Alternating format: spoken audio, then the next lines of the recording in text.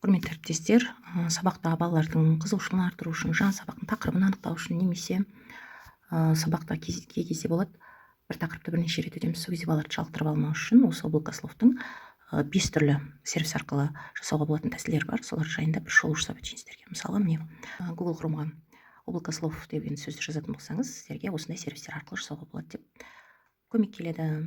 Мысалға, мына былай жасауға болады. Екінші түрі мындай. Сол сияқты әр түрлі формада жасауға болады. Мысалға, енді осының ішіндегі мына форманы таңдап көрейік. Яғни бірден жасап, өзіңізге қажетті сөзді осы жерге қойып аласыз.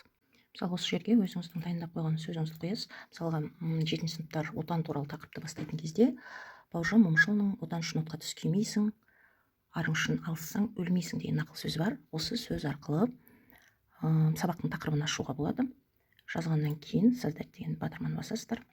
Мінекей. Дәл осындай болып шығады. Бірақ бұл жерде де бағанағы алдында айтып өткен платформадағы сияқты сөздердің фонын өзгертуге болады. Немесе палитра цветов деп тұр ғой бұл жерде. Малай қылып жасауымызға да болады. Содан кейін жерде мысалы қанша сөз жазған болсаңыз, сол сөздің барлығы осы жерде шығады. Перерисовать деген батырма бар. Соны басып, формасын өзгертуге болады.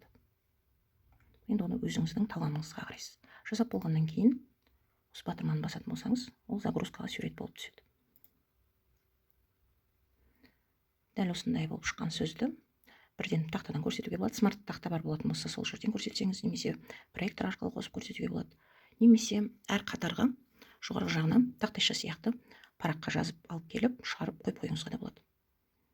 Осы жердегі нақыл сөзді тауып, бүгінгі сабағымыздың тақырыбын анықтайық деген сияқты сұрақтарды қойып, балаларға сабақты қызықты қылып өткізулеріңізге ниеттестімін.